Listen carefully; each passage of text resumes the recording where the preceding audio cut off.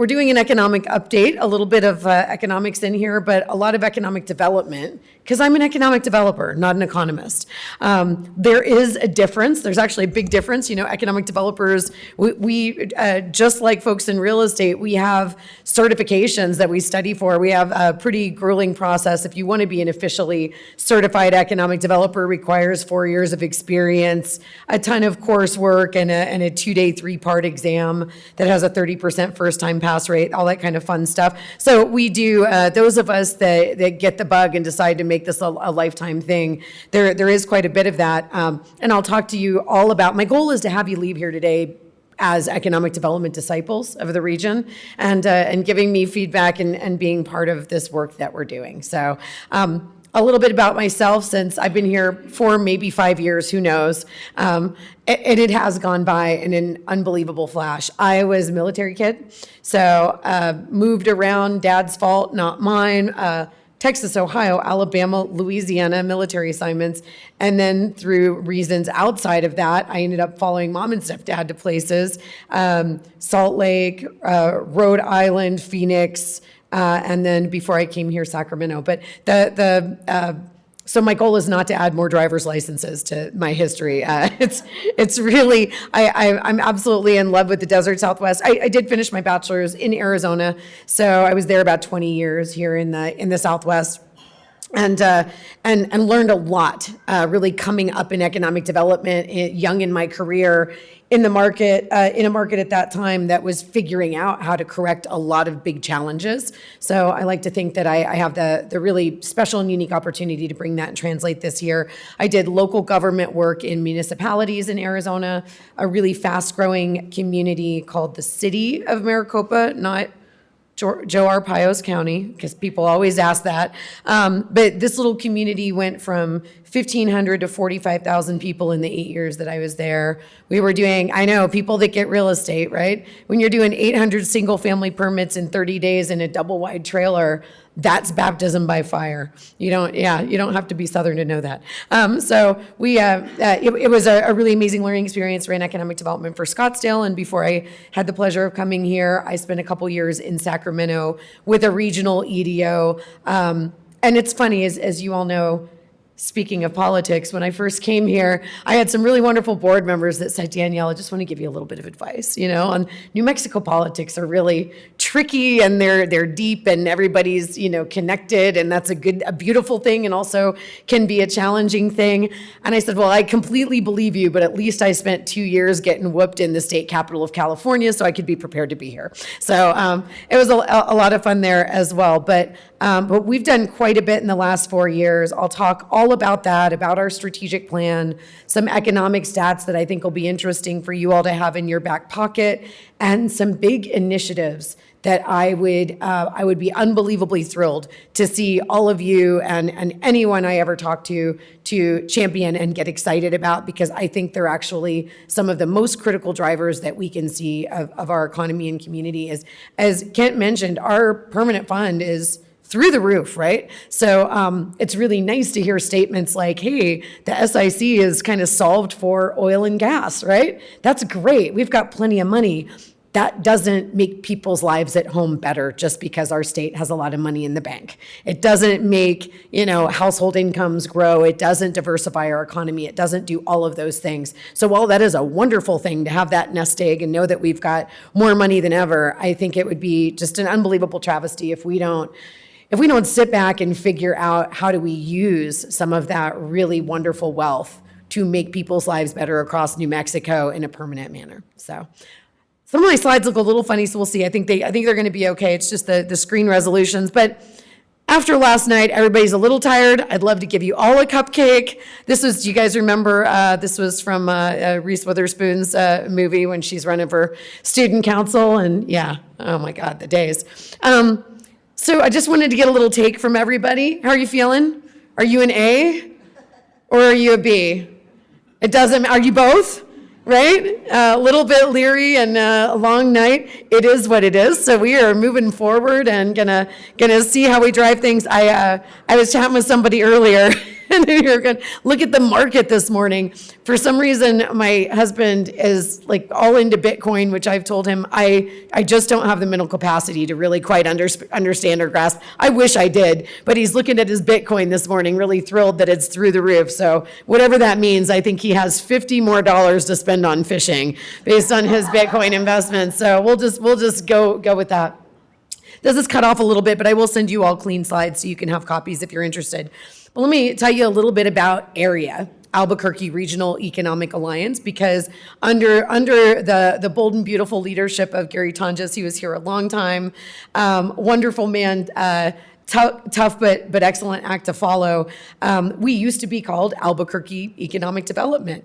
In fact, back in the 80s, and you can understand the name change, and previous, we were originally we were called the Albuquerque Industrial Development Services. We were AIDS. Made a lot of sense until, unfortunately, it could confuse people what we were doing, and very, very tragic. But thanks to modern medicine, things have changed. But yes, so we were AIDS, we were AED, and when the whole COVID issue happened, and when I came in and we had the opportunity to sit back and do some really big strategic planning and think critically about, okay, great, a deep recession for a long time that we never pulled forward out of in a competitive manner when you look at other states and other markets that we compete against. And then, oh great, a global pandemic, awesome. Thanks a lot, this is a lot of fun.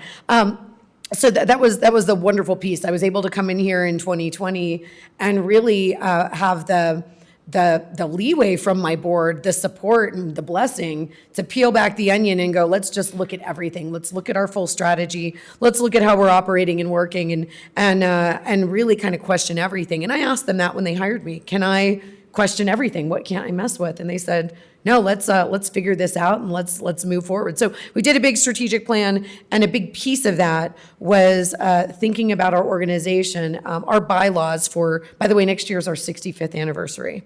Isn't that crazy? I know. If I keep changing the name, we can just say it's the 3rd anniversary and the 2nd, But technically, from when we originally were rolled out as a separate entity from the Metro Chamber, so we could stand alone in focusing on attracting companies and growing base industries, it has been since 1960, which is wild.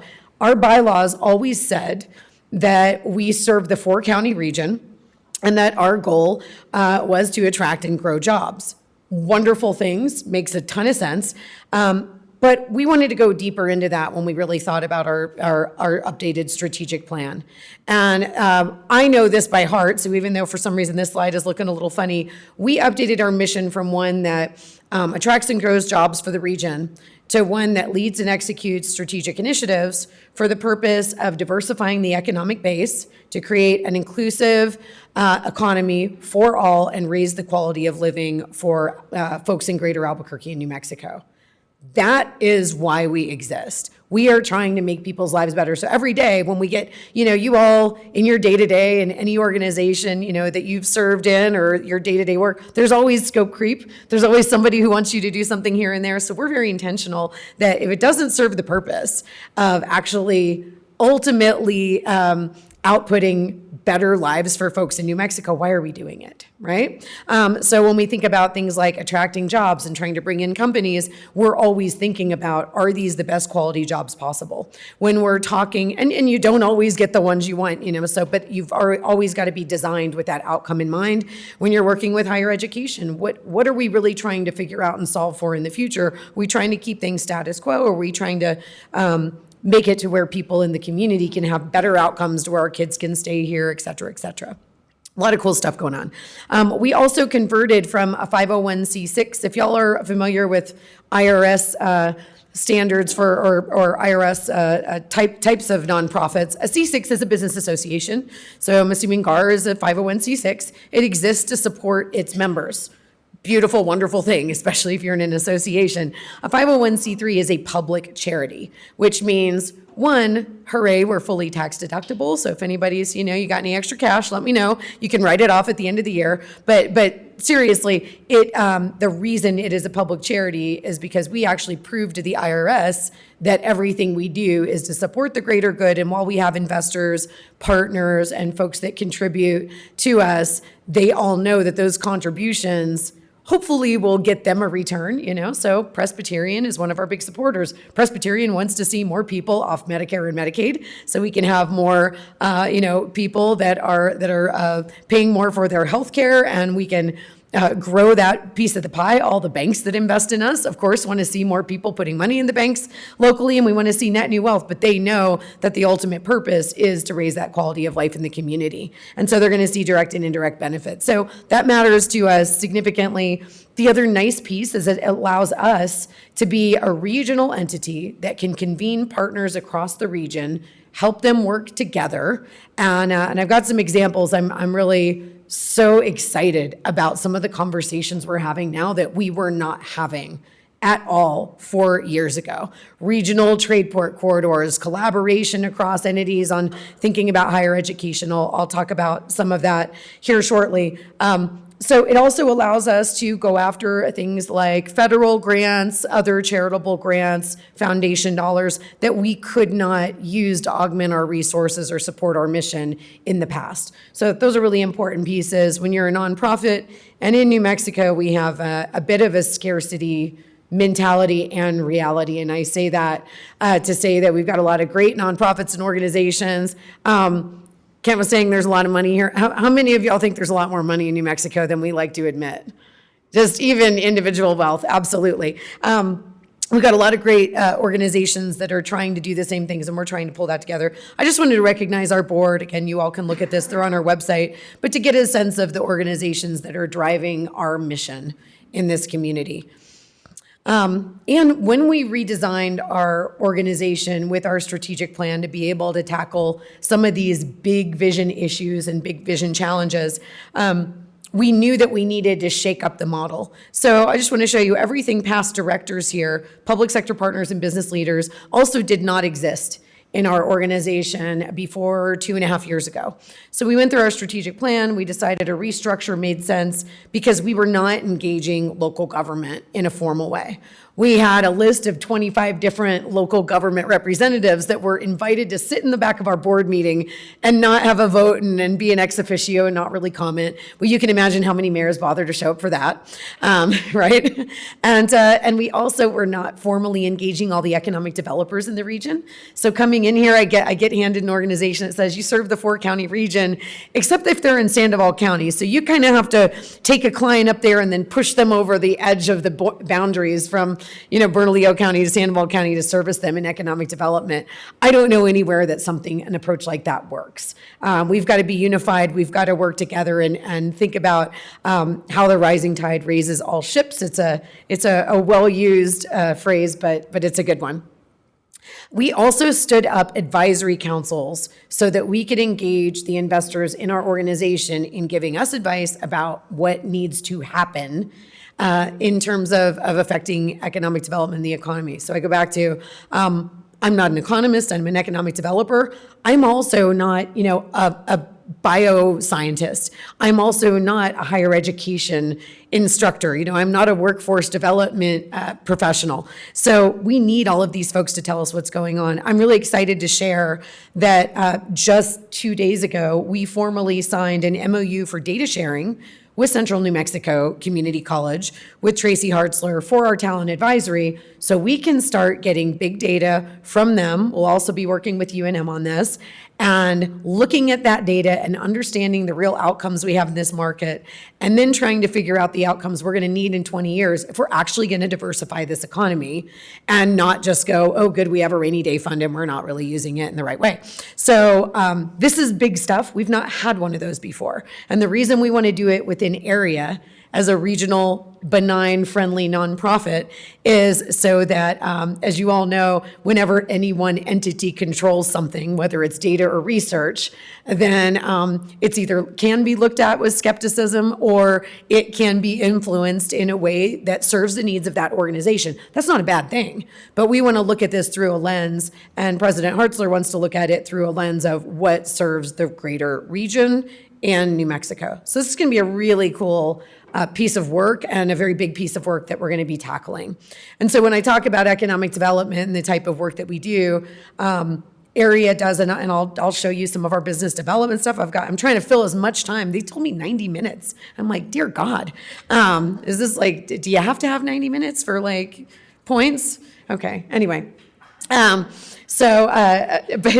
you know, there's a lot of things that we do day to day. The economic development bait and tackle. I can tell you, I got a confidential RFP this morning from a national site selection consultant for a very cool project. So we are circulating non-disclosure agreements, and our team is getting ready to mobilize like crazy because they have a very fast turnaround. That's the kind of work we do on behalf of the whole region. We're convening partners, we're putting proposals together, we're calculating incentives, we're bringing workforce development. But there's also the other piece of what we do, which I think is as critical or even more critical, which is if we're not winning opportunities and if we're not locating companies and employment and creating net new wealth in the community that we need to be creating, what can we fix to get us there? And so I have one really big one today we're going to talk about. But this is a little bit about how we work with our state and local partners. Think of area as kind of like that central hub.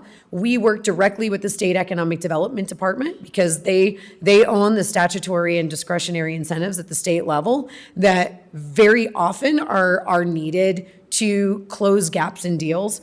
I'm not a proponent for state incentives that just throw things at companies to try to get them here when it's not necessary. I think it's really critical if we understand our competitive position and we know that another community or location may not be the best choice for the company, but it's the best choice financially for them because it's more competitive. We've got to get over the hump and make sure we can bring that opportunity to our community.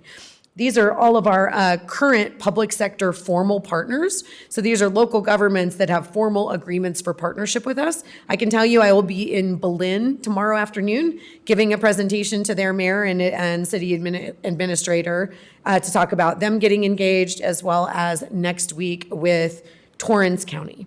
So this is really exciting. While we serve those areas, we want them formally at the table as official partners, plugging into everything we're doing. If anybody wants to spend some time reading our strategic plan and understanding all the content in here, you can scan this. It's on our website. I'll give you a second. But what it really boils down to are a couple of big things. When we looked at our economy and our market in 2021, we looked at a number of data points. And I've said this to a lot of folks in different talks. The first thing I did, so it's COVID, right? I mean, I moved to New Mexico in the middle of COVID. Everybody kept going, how do you like Albuquerque? I'm like, I don't know. I've seen the inside of my house. I've, seen the Sherwin-Williams paint store with a mask on so I could go get supplies. That's about it. So I spent a lot of time giving presentations and doing polls. And I kept hearing from everybody locally that our best assets in greater Albuquerque and New Mexico to attract companies were that it's sunny and pretty here. I don't disagree, but I don't know that that's a deal closer.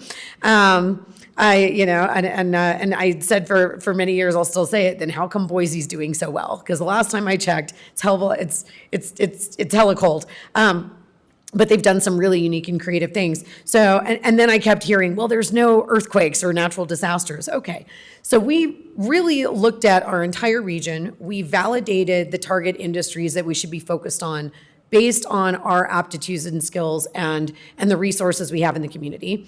We probably got these listed here. I'm very, very bullish on aerospace and defense and bio-life sciences. Obviously, we have film and media and renewable energy are very big right now. And a lot of opportunity there. We've seen some great announcements and locates we've worked on. But we also then looked at all the different competitive factors against markets we compete against. So that's the other critical piece, right? Knowing who your competitors are, right? I mean, if we're not playing them in the game anytime soon, then why are we worried about them, right? Or why do we think that that's an advantage for us? So we looked at really a lot of the Mountain West markets that we typically will be compared against when companies are looking for a new location. We'll see Phoenix, Tucson, Salt Lake, Colorado Springs, especially for aerospace and defense, markets like that. So when we looked at all of that, the good news was in a lot of different factors, and this is leading up to some data I'm going to show you all. In a lot of different factors, we weren't the worst. We really weren't the worst, but we weren't the best, right? We kind of hover around the middle in a lot of these. So if you look at things like natural disasters and you know, whether we get hurricanes or tornadoes or seismic activity, when you compare us to the other markets that we're often in a selection contest from, they're looking pretty good too. So we have to remember that while on a national scale, there may be things that look really good for us, we are competing against other markets that are very good at things that we're very good at. Otherwise, they wouldn't be our competition. So we looked at all of that, and then we identified the key things that we really need to do. These are big buckets. You can look at the full study. But really, we've got to get our brand and our name out there. Every time I bring a consultant into the market, they go, "Whoa, this is amazing. We had no idea. We didn't really know what to think of you." So we'll talk a little bit about that. I've got an idea here I'm going to throw against all of you, a little presentation on some stuff we're working on. And also outbound lead generation, instead of waiting for companies to come to us, because that's all we have the capacity for, figuring out how to upskill our capacity to get external more and more and more and call on companies before they know they need to even be looking. This is what every competent economic development agency does nationally. We just don't have enough oomph in it in New Mexico. Everything is about talent right now. If it's not about talent, it's because it's around barriers to competitiveness, meaning infrastructure and the built environment, and having sites and places to actually put companies. So I'm going to talk to you a lot about that. So our goal in our strategic plan overall, because when we looked at that data, we realized that our job growth rate from 2015 to 2020 was 0.7%. In 1984, it was 7%. Figures I will never forget, and I'm sure I know Gary left this for me on purpose. There was this little brochure that had all this information from the 80s in one of the cabinets that he left. Very intentional gentleman. And it was about a marketing strategy they had in the late 80s to go after companies in the Bay Area.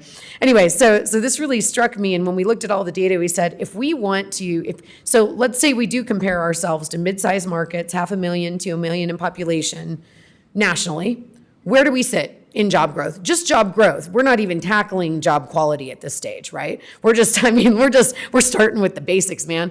We're in the bottom quartile in 2021. We want to get to the top quartile of job growth rate, but the reminder there is in comparison to those we are competing against, but also similarly sized markets nationally, right? So we know we're a contender.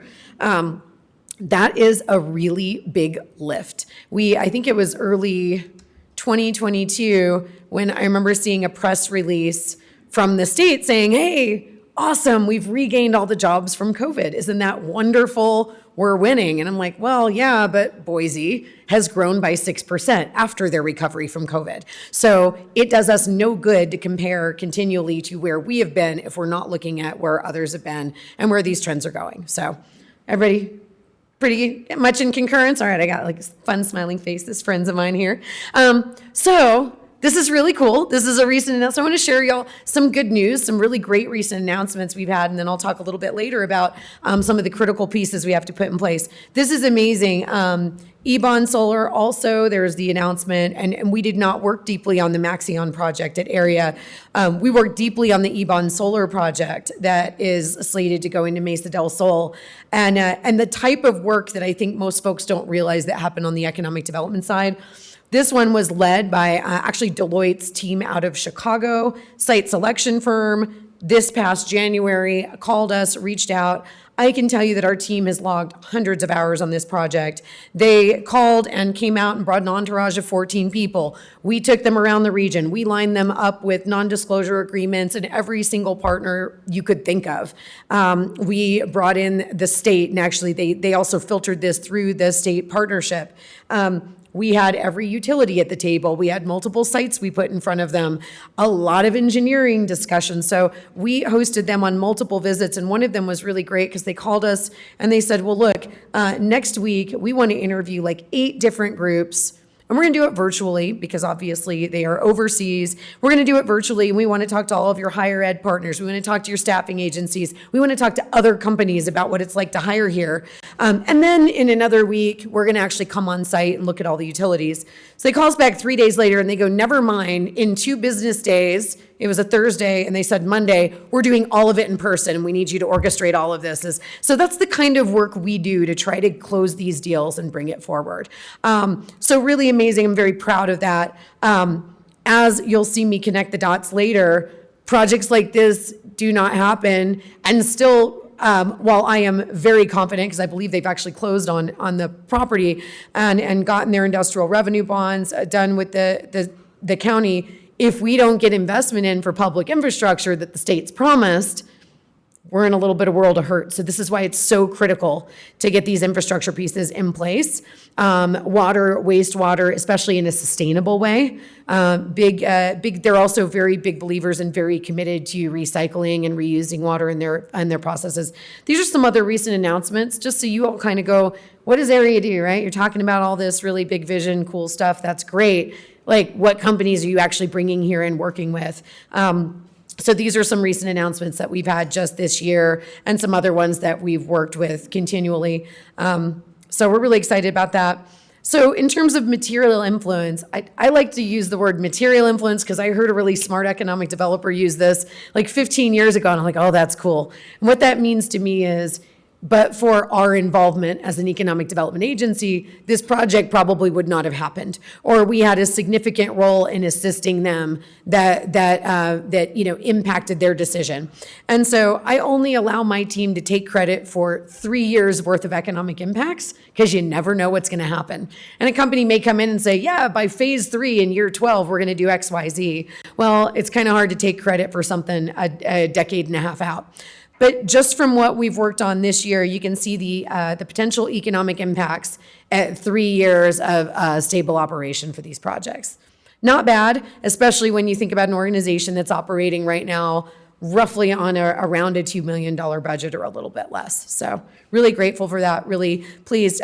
Some of these, so when you look at things like new direct payroll, that's what these companies are going to be paying people. Hopefully these people will be buying houses and spending this money in the local community. When we look at state and local tax revenue, this is actually direct to the coffers of our state agencies and then our local municipalities where they're located. Cool stuff, right?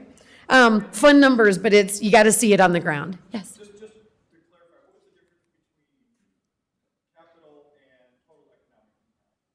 So capital investment is what they are putting into the construction of the facilities. Yep. And so because the capital yes, so the total economic impact, it's because of when the capital investment is going to hit that we don't count the ancillary impact there. Yeah, great question. All right, so yes, ma'am.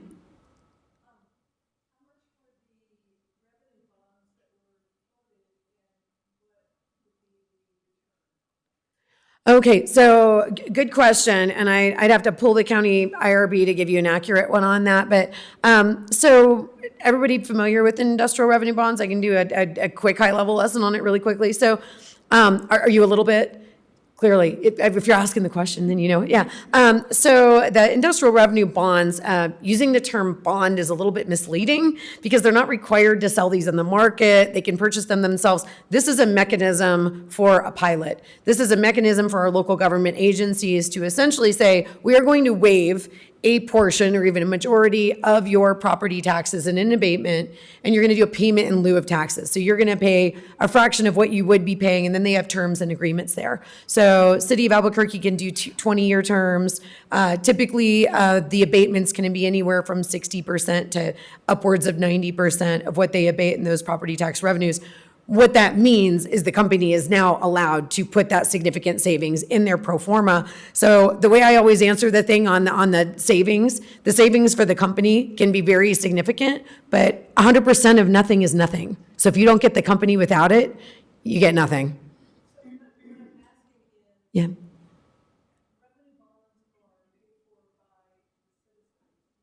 So they're not sold bonds. They aren't. So you're thinking general obligation.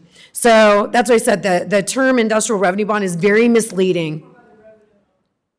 Right. So I think in their agreement, I believe they were at an 85% abatement. So they're capturing 15% still of what you would capture if you didn't do an abatement deal with them on their property taxes. But that was also a significant deciding factor in them moving forward in our market, because otherwise we weren't going to be priced competitively. So yeah, happy to dig into it more as well. But they are not general obligation bonds. You are not paying for those in any way as a citizen. Yeah. So let's talk about some of the economic indicators in the region. You guys want to hear a little bit about that?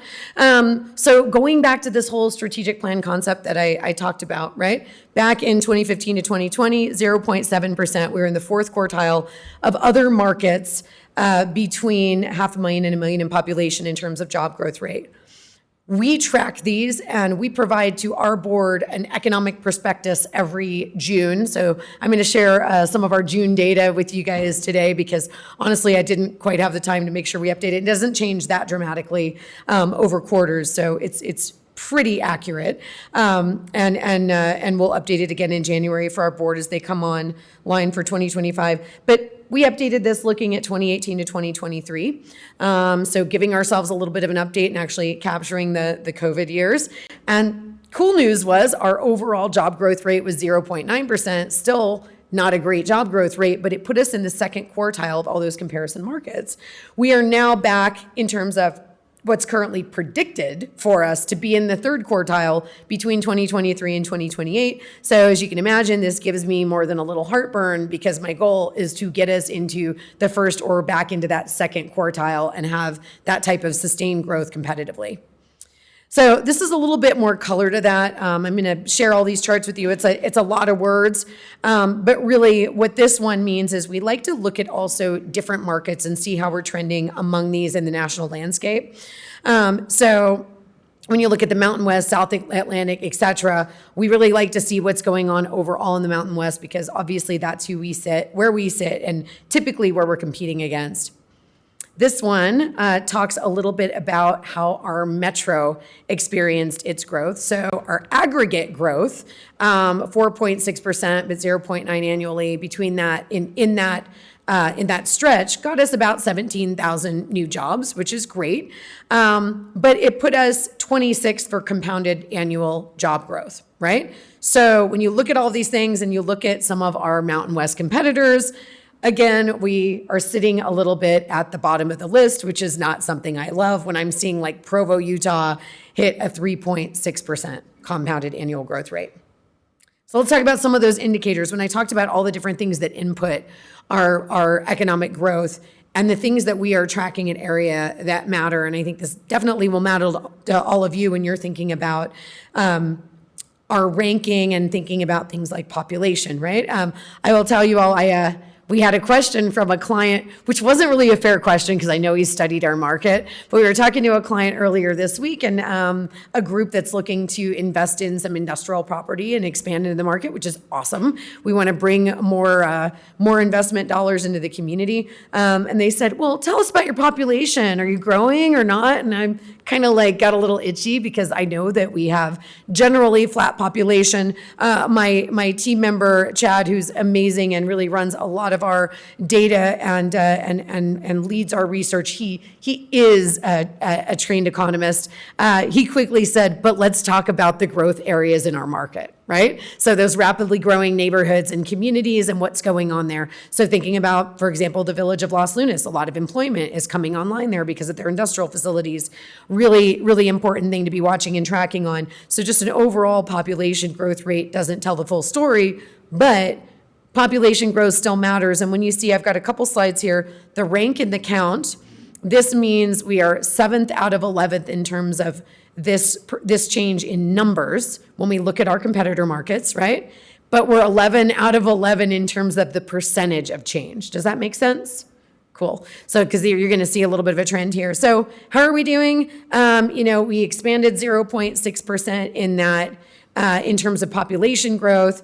So it lags the state of New Mexico even, and then puts us 11th in our list of other competitors. So We need to work on that. I know you all are helping on that. I'm going to talk a little bit later about even some talent attraction strategies we're working on. And I think the work that we're going to be doing with our higher ed partners has to be a significant driver. I personally believe that UNM and institutions like it have the single biggest chance of being a complete change agent for our market and community if we collaborate in the right way and drive some big vision ideas. And I don't mean, one building or doing one little project. It means really thinking about how we want to serve the entire state long term. And I know President Stokes is very passionate about that. I've had some great recent conversations with her. Employment. So we are 5th out of 11 in terms of count of employment growth between 2019 and 2024, but again, 8th out of 11th in terms of percentage of growth, okay? So not as bad as our population, so this isn't terrible. Thank you, Tulsa and Tucson, but definitely a ways to go. So you see when I talk about a lot of our indicators, we kind of hover in the middle in a lot of different places. If we can push, so if you just imagine, and these are not all of our indicators, I'm giving you a sampling today. If we can push some of these up to, a rank and a percent change count in number 3 and number 4, as opposed to 6 and 8, that can start to push the needle in a direction that really matters. And these are also lag measures, right? So you're going to see these as outcomes of some of the large scale investments we have. So per capita income, another one, 10th out of 11th in terms of the actual change in dollars, but 4th out of 11th in terms of percentage of change. So our percent change is growing faster in comparison to these other markets, even though the dollars don't seem, when you look at just at the straight dollars, it doesn't seem to get you there. So this is a really important one that we're watching. And this is one that matters to me a lot, because if we bring those EBON solar jobs here, those are very, very high quality jobs, high wages, really great benefits. This is going to impact this number, especially when you're talking about 800 of them and then the potential for many more. So when we look at advanced industries, this is something that we're actually really good at when we're thinking about advanced industries in the market. So we were 5th for the count of jobs within those, and then we ranked 7 in terms of the percentage of change. We know that some of these communities and markets are really advancing their industries. What has Phoenix been doing lately, right? They spent the last 20 years building infrastructure, building transportation connectivity, and in 2010, 2011, and I can attest to this because I was there doing economic development, watching what they did, they completely reinvented their economic development approach, structure, strategy, incentive toolkit, and intentionally said, we have to change our community and market. I actually just had the opportunity to take a group from New Mexico of leaders to tour ASU and visit with Michael Crow, the president of ASU, sat down with him and understood the vision and what they did. They went from 300 engineering graduates a year to 3,000 a year in the last decade. That's why they have investments like TSMC, which is the largest FDI investment that we've seen in the country. That's insane.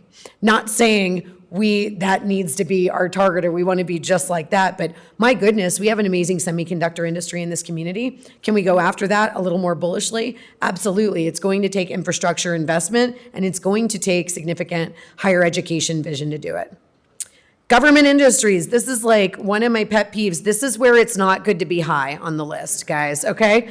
So what this means is, yes, stable government is good. And I heard when I came in here, a lot of folks said, well, this is great because we're not subject to those economic cycles that always happen because we have a lot of government, right? And a lot of government dependence. Yes, however, we don't really then innovate the way other markets innovate and grow and diversify their private industries. So we are 2nd out of 11 in terms of percentage in terms of rank of percentage of government jobs, and 4th out of 11, or I'm sorry, the share. We have 2nd out of 11 in the amount, and then our percentage change is 4th out of 11. This is a critical piece. I'm not saying we need less government jobs. I'm not saying fire all the bureaucrats. I used to be one. I honestly have not met anybody in this state that said, I love my government job. I'm here to just screw the people over. They are all passionate and very hardworking. I really, really believe that from what I've seen. However, we need more private industry than government to diversify against this.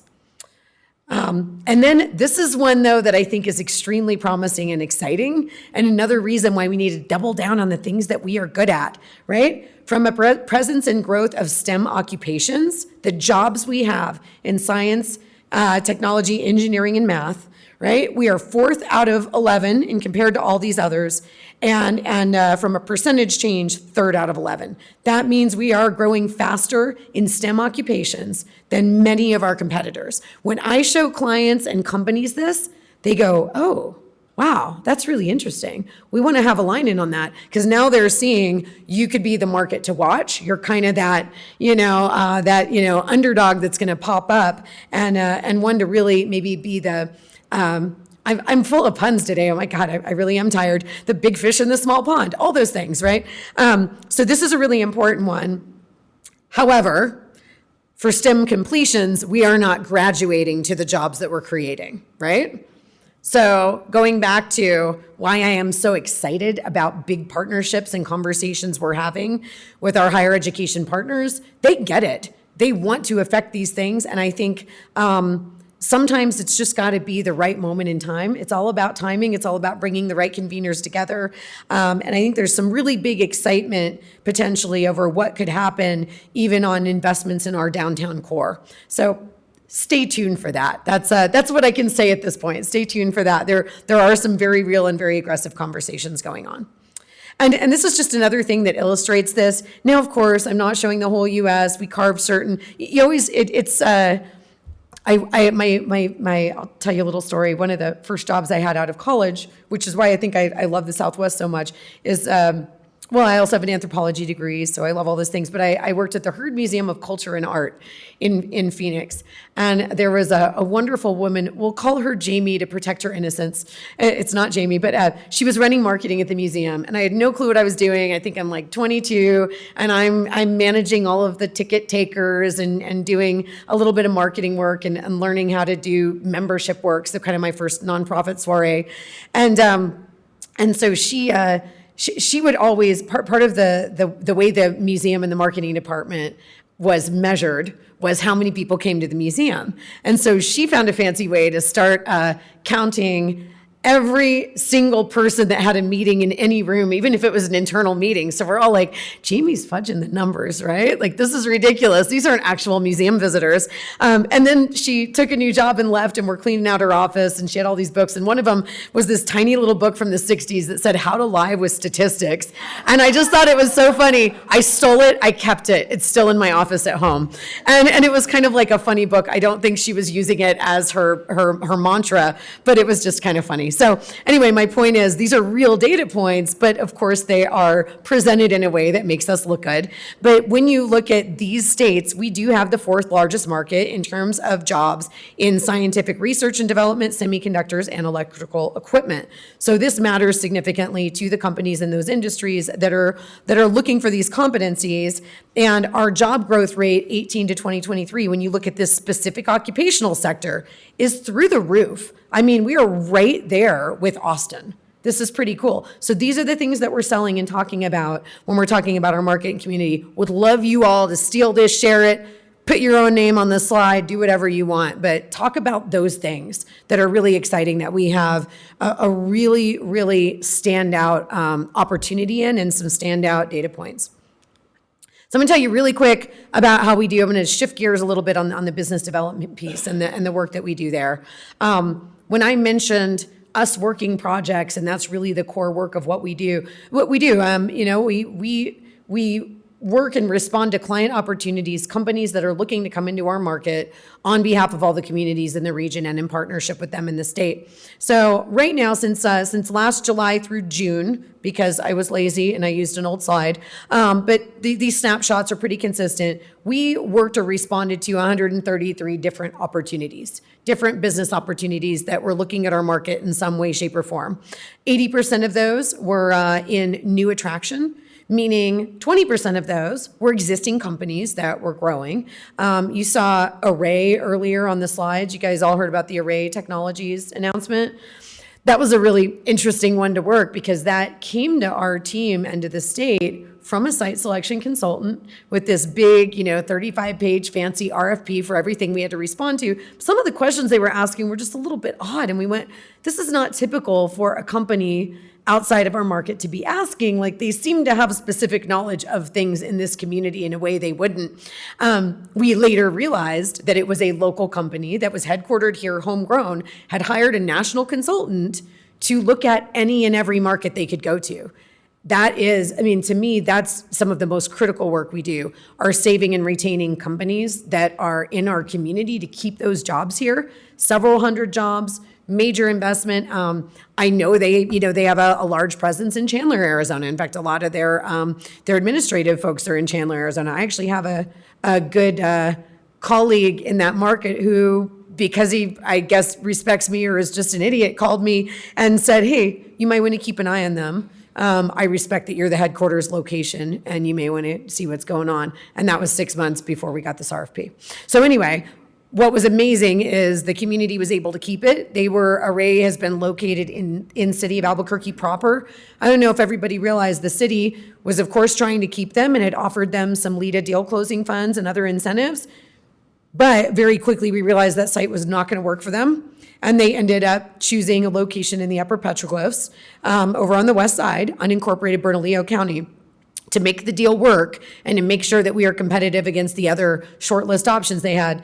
The city still made good on their incentive support because they knew those were jobs for people in Albuquerque and greater Albuquerque. The county contributed and the state did.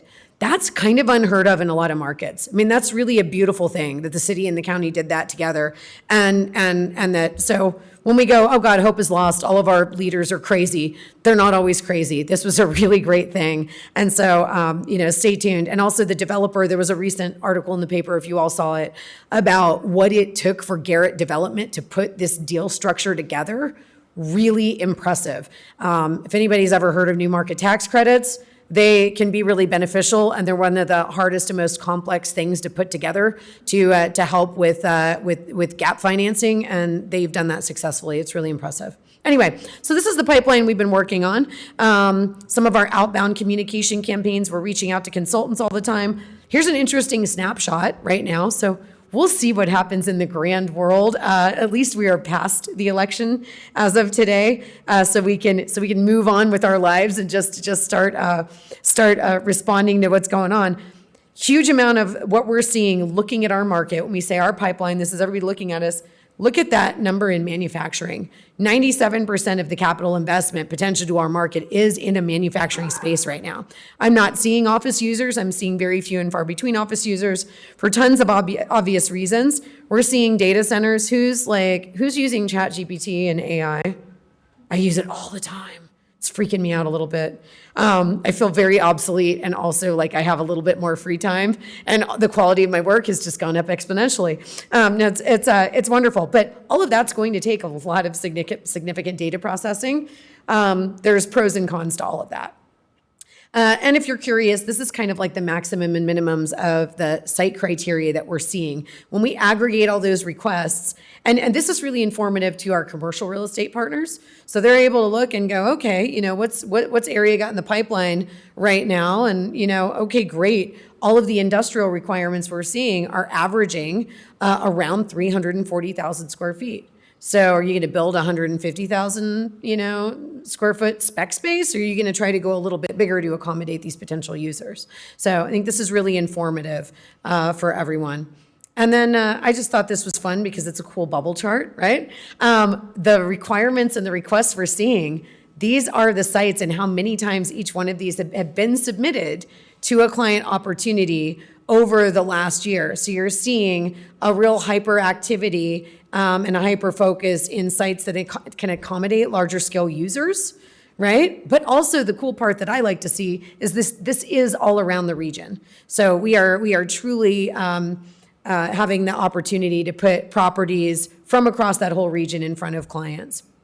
And I mentioned our existing business outreach. This is a little bit of a makeup. We spend time not only responding to local companies that say we need help, we're growing, we have some challenges or opportunities in the market, but we also relentlessly and in a really annoying manner, call on them and knock on the door and ask them if they will sit down with us.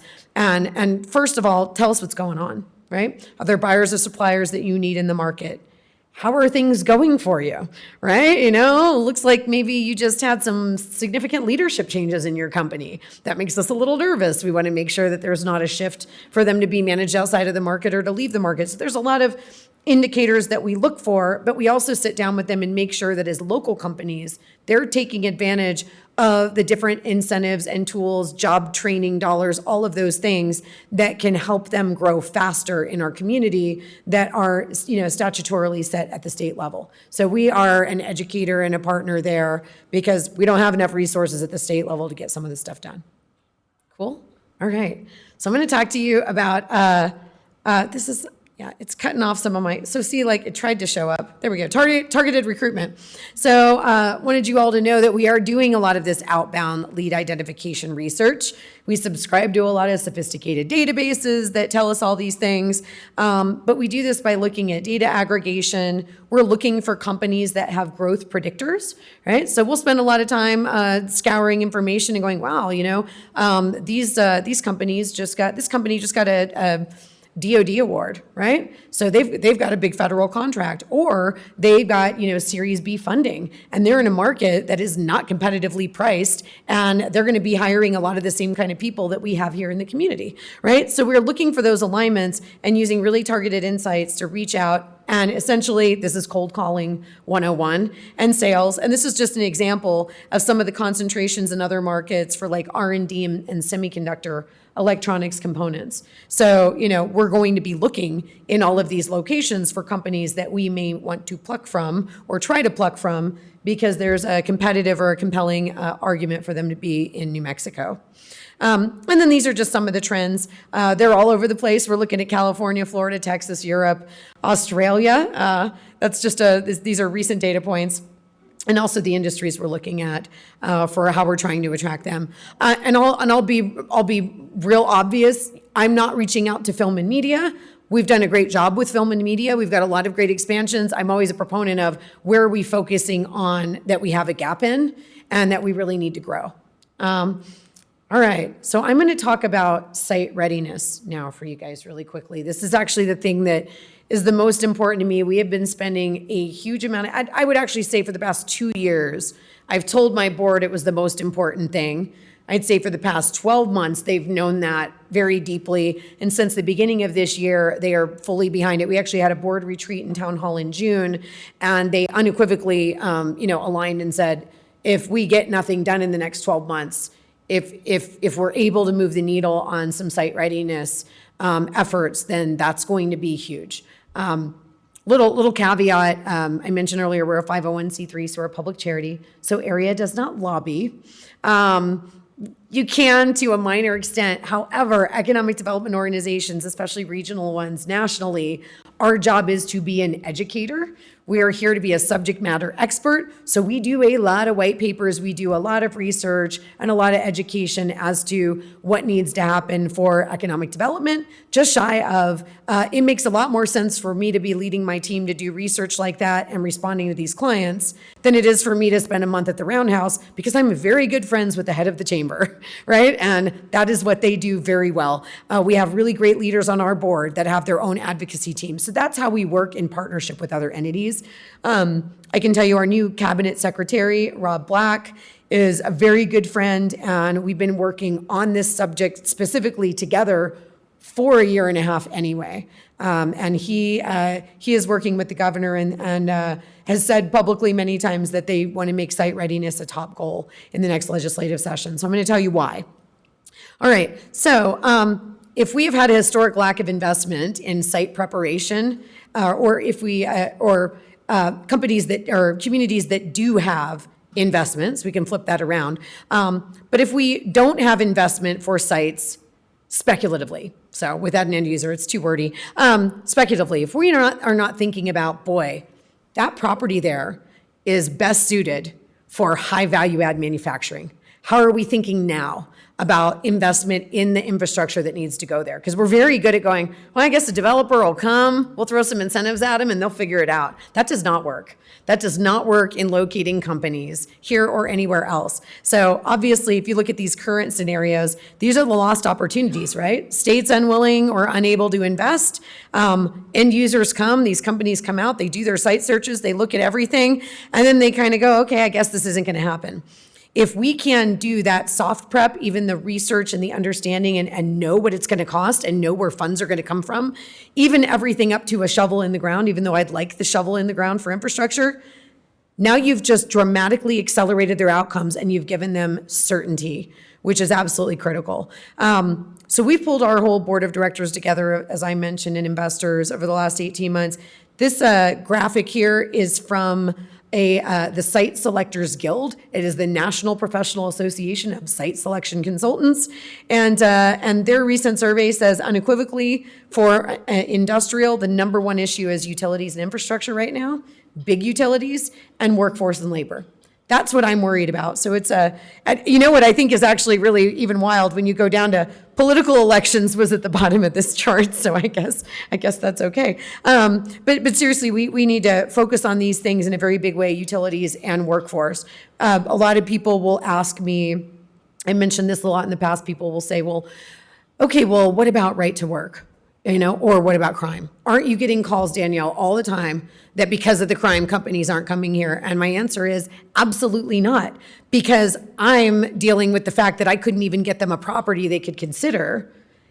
They don't get to that stage. And quite frankly, a lot of companies, they do take those things into consideration, but depending on the operation, they're going to put everything in a big, massive Gantt chart, and that is not a compelling factor that's going to can change if they have the workforce they need, if they have competitive operating environment, maybe they need to be along interstates and we can serve what they need.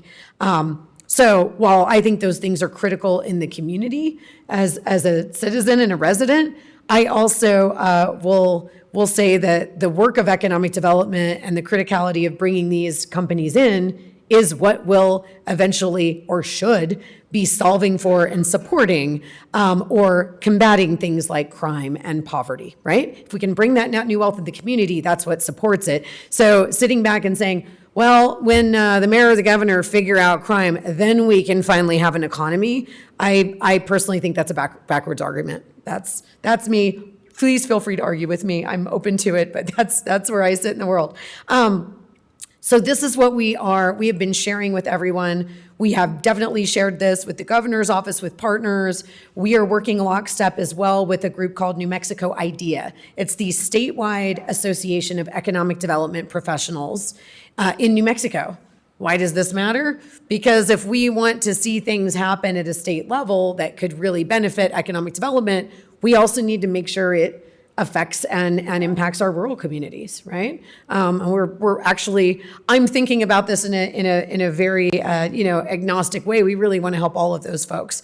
It's also a good way to get something passed, right? If we can show how it's going to impact everyone, and we need to impact everyone. We have some rural communities that have not felt the positive impact of the wealth in New Mexico right now. Many communities dealing with a lot of poverty in New Mexico. So with limited availability in space and no increase in supply to meet the demand, our prices have gone up. You guys know this, right? Especially we're hyper-focused on the commercial side. We are simply not competitive. That's what that cutoff says. Like I said, I'll get you guys. I don't know why it's not popping up on the screen up there. But we are simply not competitive. We've had a really low industrial vacancy rate. It's a little bit higher, so we've got a couple more facilities that have come online, but it's still well below the national vacancy rate for industrial. That means we don't have product to put in front of folks, right?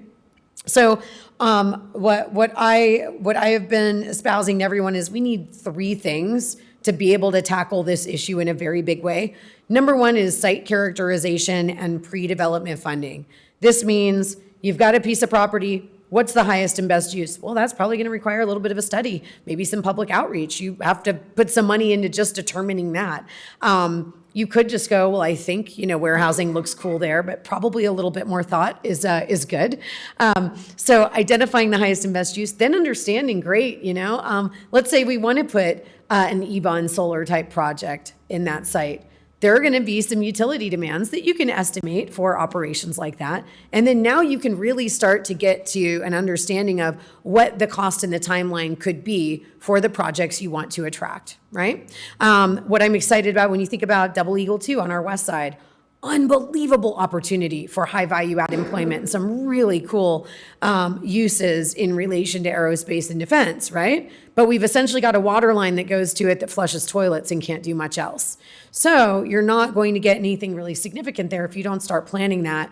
Planning it for the highest and best use is what's going to support generations upon generations in the future. So the other piece is our utilities right now. I don't know if you all are aware, and this is in part a very good thing. P&M, for example, cannot go, boy, we've had 10 clients look at that piece of property and we've missed a new investment opportunity every time because we can't deliver power to them it's going to take 5 years because we can't order the transformers or the equipment. We're not ready. And so whenever they come in, we go, cool, we'll order that once we have an agreement with you and we can get you up and running in 3 to 5 years. That also doesn't cut it. They can't proactively buy equipment to get that site ready. And understandably, and I also appreciate this, it's because otherwise the way they're set up now, it could affect the ratepayer. You and I are paying for it. I don't necessarily want to do that either, right? So what are some mechanisms that the state can put into place to allow that to happen and not affect the ratepayer in the short term, but allow for proactive infrastructure investment? Does that make sense? So we're brainstorming a lot of things. They're having a lot of conversations at a high level at the state. Things like, I don't know, maybe there's a forgivable loan program or grant where, if they don't get the end user in a certain amount of time, then they're on the hook. Or maybe there's a low to zero interest loan program up to a certain time. Maybe there's another entity that could purchase these things, right? A lot of different ways to skin that cat. So we're working on that because otherwise we will continue to miss out. And I go back to 100% of nothing is nothing. If we can't get that employment and that investment in, we're not going to reap the rewards. And then finally, permitting transparency and timeliness. You guys all know about this, right? And we're talking state level entities as well. All of these things are great if we can figure out how to do all of this work, but if we still can't get them through the cog, then it really doesn't matter. So we need to work on that. The other piece on the site characterization, figuring out what it is, the other piece that we're advocating for is pre-development funding. And what that means is I would love to see state level grant programs, forgivable loans, all the things I just described, to allow a piece of property to go, okay, well, they're going to need a grading and drainage study, or they're going to need a traffic impact analysis. We know what we want to have there. We've had 3 clients that, are in this industry that have looked at that site. But we go, okay, cool, now you got to do the studies. There's another 8 months on your time frame. If we can fund some of those things proactively and still recoup the costs on the back end, imagine what that could do. Yes, ma'am.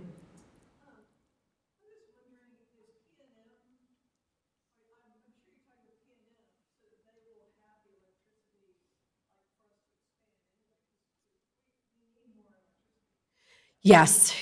So they're working on all of those things and thinking about overall capacity. But their head of economic development is a wonderful woman. Her name's Alicia, and she will always say, with enough time and money, anything is possible.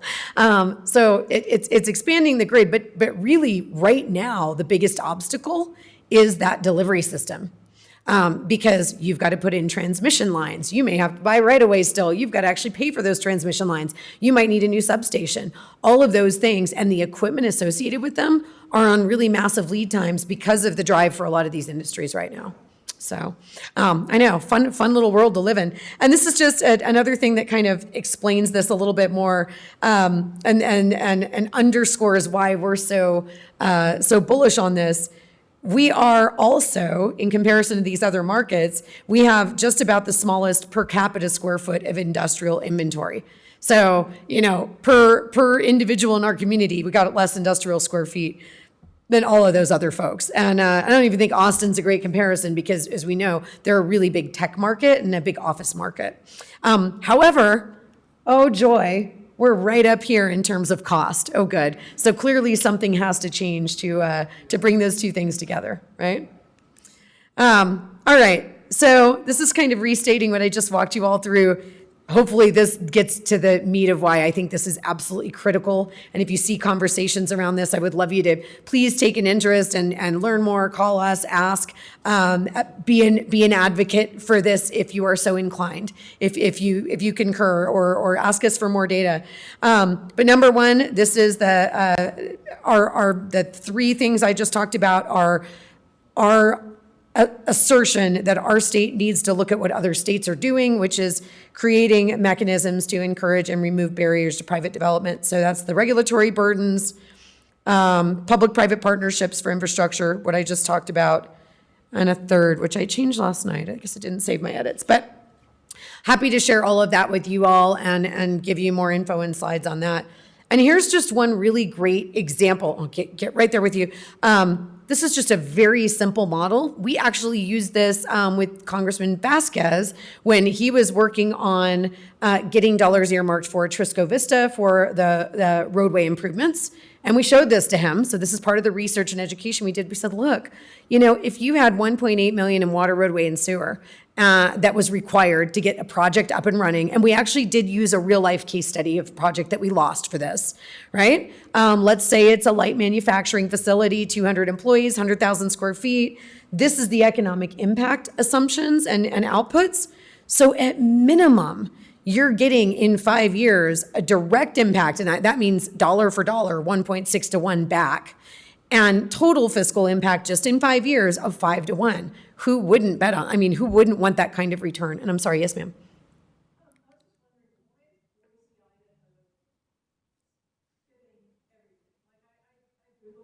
Yeah.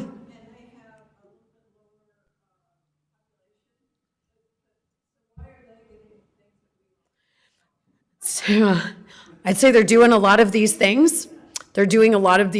They've made a lot of downtown core investments, a lot of university work. So it's a great question. It's a good one to unpack. But they have had some really aggressive and strategic economic development strategies that they've worked on from the state on down. And I would say a lot of really great regional alignment, which what I'm excited about is I see us going there. I really do see us going there. Yes, ma'am.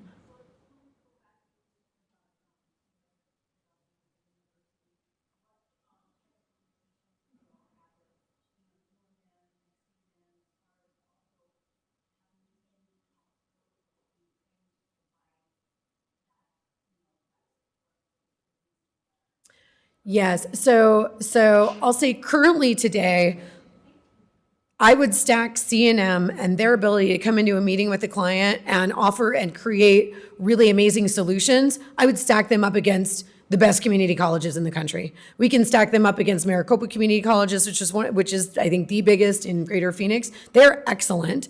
I don't know if you all are aware. We just stood up in partnership with Colorado a quantum technician training program.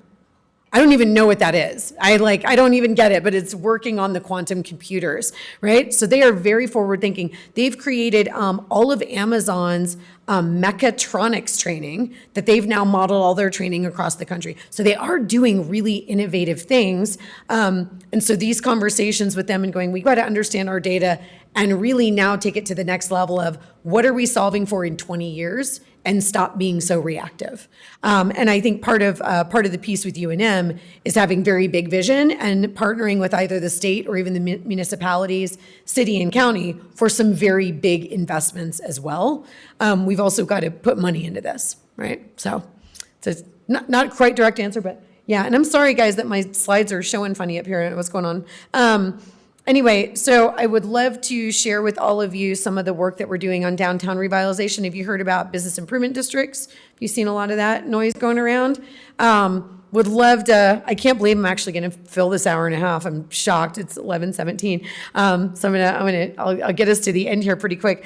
A business improvement district is essentially a group of private property owners, has to be private commercial property owners in a downtown core. This is allowed by state statute. And by the way, pretty much every state has enabling legislation for this, where they can come together. If more than 51% of them in a boundary agree that they want to assess themselves, they then appeal to the city. The city starts the process for creating a plan. They put that plan together, and then they create a business improvement district. This is for services above and beyond what the city provides to all areas of the community, right? So if you want extra safety in downtown, if you want extra lighting, if you want, a team that provides really special marketing services or event management, that's what business improvement districts do. And they are governed and owned and managed by the private business or the private property owners, not the city, which is really important. Every successful downtown in the country that I've seen has a highly effective and well-operating improvement district in their downtown. I have spent a lot of time talking to folks about this. Long story, one of our advisory councils said downtown needs to be cooler if we want to attract really cool knowledge workers.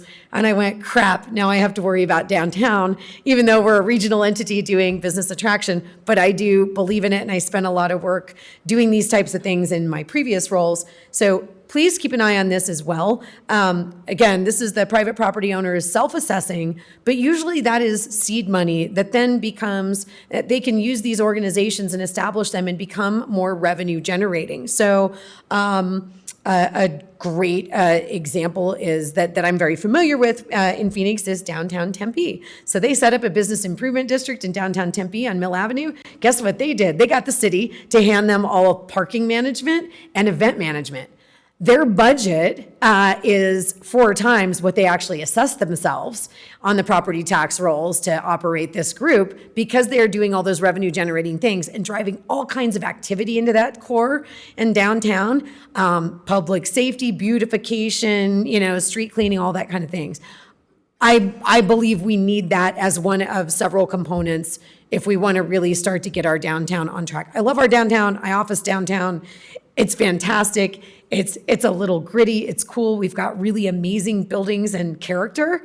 We just need to activate it more. So there is a group that is, so if you have any questions about that or you want to be connected to them, you just want to learn more, a private property owner in the downtown core that needs to learn more. We're trying to get to everybody, but there is a group led by one individual property owner that's really excited about this, that's out there talking to everybody and educating them, and hopefully should be coming forward to the city with a petition to start the planning process. And here's the key, the planning process is important. That's when they decide if we self-assess, what would we want to spend money on? A lot of downtown groups like this that screw up, they go, how much can we assess ourselves? And then they get the money and then they fight about how to spend it. The important part of the process is agreeing on what is critical, where do they want to spend their money cumulatively. And then they also hire a professional downtown business improvement district executive director who knows how to do these things and has dealt with this in the past. So I think that is one of the core things that we can do. The city is also talking about a tax increment district or tax increment financing, which we have the beautiful opportunity to leverage. Some legislation got changed a year and a half ago now, maybe close to 2 years, where now the city could set up a TIF district. And what it really means is you look at an area of town and you go, okay, great, we're gonna draw a circle here and we're gonna freeze the property tax rolls right now. And also now we have the ability to also do GRT. So you go, okay, if this area is collecting into the public coffers $1 million a year right now, right? Or 10 or whatever, $1 million, let's just say $1 million. But we want to capture the increment over years of what new investment is gonna happen in that area.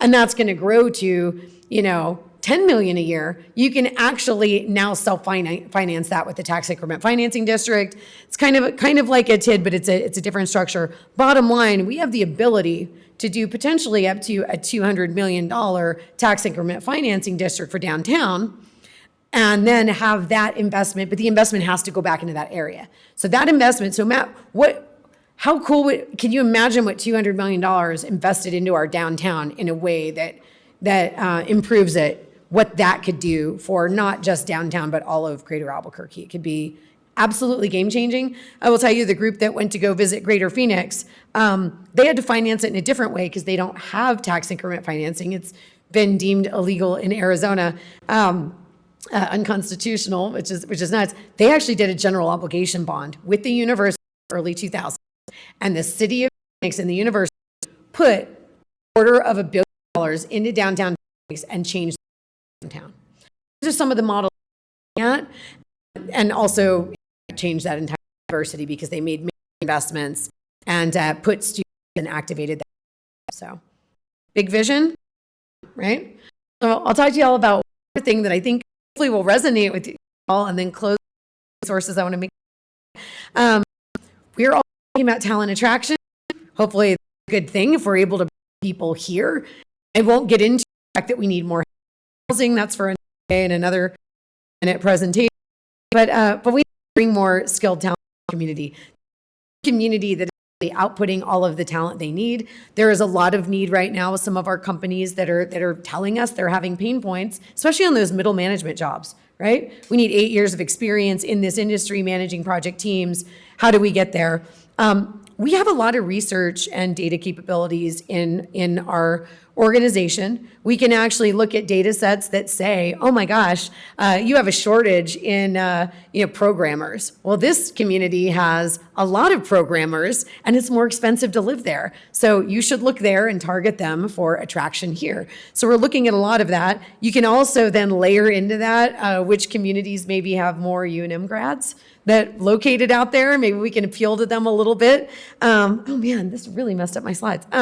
Anyway, so a little bit of a market perception research. One of the things that we did a while back was really surveyed a lot of folks in San Francisco, LA, Chicago, and Seattle to understand what they knew about our market. The thing that struck me the most out of our 40 pages of slides and data was that people in Southern California ranked outdoor recreation number 2 for us in terms of industries, and ranked aerospace and defense like 13. What? They are a hub for this type of work, right? And these types of industries, and their C-suites didn't think of us that way.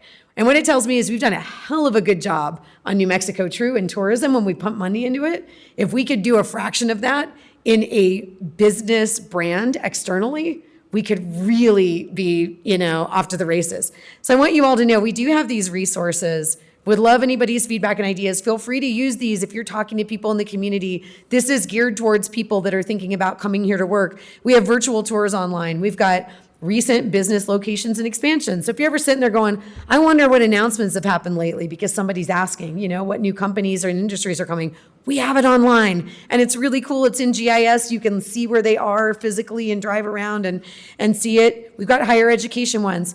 Our favorite one is probably the brew tour. It's all the breweries in the area. That seems to resonate really well with folks. So those are really fun. There you go, exactly. It is.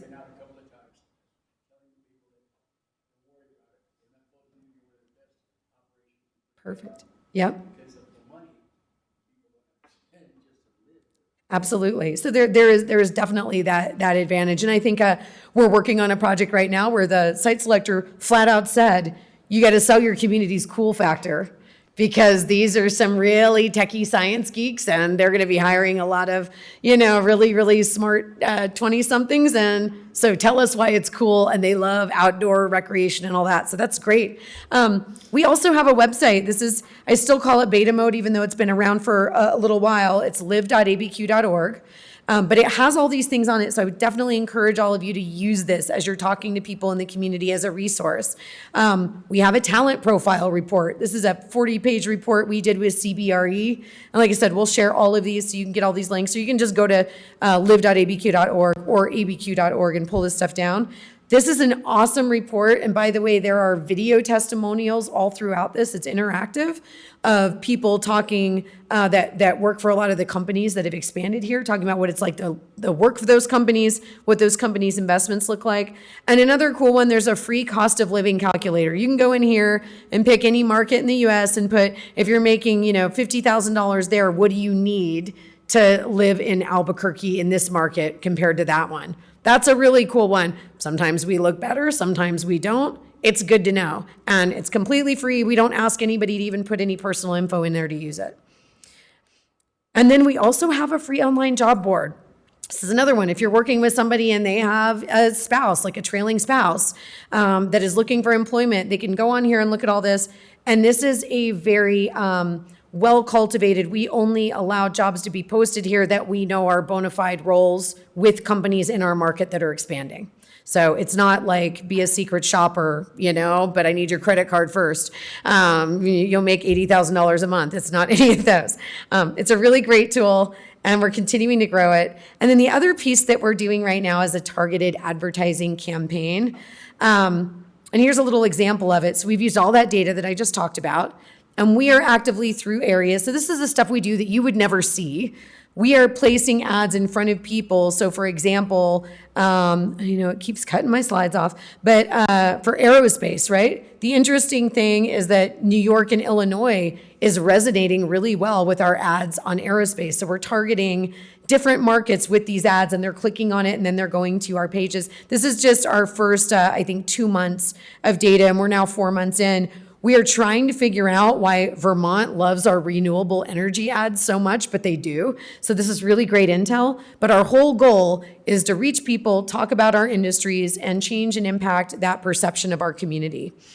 And then the other piece is, what are people looking at? Obviously, they're looking at our industries and homepage. What you don't see here, and I know this because I built this, is the third piece that they look at the most frequently on the site are the neighborhoods. So they're looking at the neighborhoods. And we have a fun little tool. Spoiler alert, no matter how you answer it, you're going to get like 3 different neighborhoods. But it's a little tool where people answer a couple questions like, I like wine, beer, or coffee, or I want to be in a rural community versus an urban. And they'll pick those, and then they'll get a couple of options in our region put in front of them to show that we do have a diversity of lifestyles. So that's kind of fun. There are a lot of communities that not just do advertising like this, but do some really, really robust, we call them talent attraction strategies. So it's advertising and marketing, but also some of them have actually done things like connected to alumni groups. When I was in Arizona, we would go and hold an alumni event for ASU in Southern California. And we would host them and talk to them, and we'd bring companies in to talk about the jobs they were creating back home. I would love us to start doing that. They would do welcome packets. So anybody that comes and relocates to communities, anybody doing that y'all are aware of, if somebody's new to the market, our industry is putting together material to integrate people in the community? Not really. Shit, I'm gonna have to do that. So we're thinking about it. Relocation incentives. A really big one. It was actually funded, I think, by the Kauffman Foundation in Tulsa. It was called Tulsa Remote. They were trying to attract remote workers a couple years ago. They had a ton of dough to do it, and they were paying anybody that relocated there and stayed for a year 10 grand just to move there because they knew they were going to get it back in property taxes. But some communities even do if you can prove that you moved here for a job, we'll give you a free gym membership for a year and a round of golf. I mean, some of these things matter, some don't, but it's a really nice way to create a comprehensive strategy for outreach to folks. So we've got some program recommendations. Long story, what we really want to do, and I had a great conversation last week with Department of Workforce Solutions. This is in their strategy. So they are wanting to partner with area and others to figure out how we can actually launch a more robust talent attraction strategy and work together. And my hope is, and what they want to do is figure out how they can put maybe some state and also regional investment into that. So stay tuned, because I think there's also opportunities for maybe even groups like GAR and other groups to collectively partner. I talked to a group recently called, it's a Space Valley. If you guys have heard about Space Valley, kind of an industry association all around the space industry and those jobs. And they were talking about doing this by themselves. And I said, wait a minute, I've already got all the research and all these things. They go, great, well, we'll just tag on to you and we'll all work together. So to me, that's one of the beautiful things. So real quick, almost done here in terms of tools and resources I have for you all. Please know that we do a lot of custom market analyses, labor analytics. We got a lot of data in here, even just the free things online that you saw. We'll even for some of our community partners, we even though we don't focus on attracting retail necessarily. If somebody were going, hey, we need to show the community the economic impact of that strip center, we can actually run all of those data impacts for them and give that to them. abqsites.com is our commercial real estate listing site. The cool piece is all of the data from Carnum, if there's something commercially listed on Carnum, it populates on our site. But our site is really awesome because it also incorporates local GIS layers. So I've got, elected district layers, I've got incentive zones, I've got, bike paths and transit roadways. So you can look at this and you can look at the commercial real estate listing, same data from Carnum, but you can get all this crazy GIS data. And you can also go and you can either pick a pinpoint on a map or a property there, and you can drop that pinpoint and you can go, you know what, I want to know what the demographics are in a 1 mile radius or maybe a 5-minute drive time. And you can export that report for free and use it however you want. And that's just one of many data sets. Please check it out. And we have tutorials online on how to use it. It is free. Another thing that we do with our local brokerage partners on the commercial real estate side is we actually have MOUs with them. MOUs that explain if they're working a project and want to engage us as an advisor, or, hey, we need you to tell that cool story for us, or we're going to need an industrial revenue bond with the county. Can you present to our client and how that's going to work, right? We do all of those things. And this is our gentleman's agreement on how we will not compromise their project or shop it to someone else because we see that as their client and we're helping them. So it's a really great partnership that we have with all this. I think we have 6 MOUs right now. We even have a toolkit reminding them on the commercial side how we work together and how they can engage with us and leverage our resources. We get a lot of leads and opportunities from them and work in really wonderful tandem. Was on the call with an NAI rep as I was arriving here today on a deal we're working on together right now. And then we have events and programs. Spoiler alert, this is sold out next week, but it's going to be really cool. We also have some small business webinar series programs. So if you have any interest in that or you know somebody that does, please check those out. And we have a little open house in December. So if you want to come get a free cocktail from me and hang out, why not? We're up in the First Plaza Tower. And one other, I think this is my very last slide. A cool thing we're doing is we do quarterly events. Anybody can come. You got to pay the ticket price so we can cover our overhead. But the cool thing is, and this goes back to the downtown conversation, 2 years ago, I intentionally went, everybody know the Petroleum Club, the old Petroleum Club space? 2 years ago, we intentionally held an event in the full shell of a space that had been vacant, like 12 years. And we held an event there, and I flew in people from downtown business improvement districts from other markets to come talk about why these investments and tools are really critical and why we need to drive more attention back to downtown. I'm super excited that FPT Architects has now decided to take down that space after it being vacant for 12 years, and they are going to host our event so we can kind of have a full circle about that space. And we did it there on purpose to go, we've got this amazing, location on the top floor of 500 Marquette that's sitting here. We've got tools and strategies to get this stuff done. And so I was really not trying to take credit for all of that. Starting that off, got the gears in motion in a big way with some of the downtown property owners. It's been 2 years, but we've been having significant conversations. 2 years ago, before the first event, I was told by people, you'll never get a downtown business district off the ground. About like 15 or 20 signatures, right? People on the petition to do this. So that's pretty exciting. So I think this is going to be a cool event, but it means to me personally. If anybody wants to become an economic developer, there's a training course. The important piece of this we're trying to do is we're trying to get elected officials and legislators to sit with us for 3 days to understand how economic development works. All the obvious reasons. And so I'm working with some of my investors and partners to try to get them sponsored. So if you're talking to anybody and you go, boy, you really don't get it, let me know and maybe we could get them sponsored and get them to this course. So thank you. I can't believe I've even found a way to go long. I really appreciate your time and I'd be happy to talk with anybody offline. Thank you.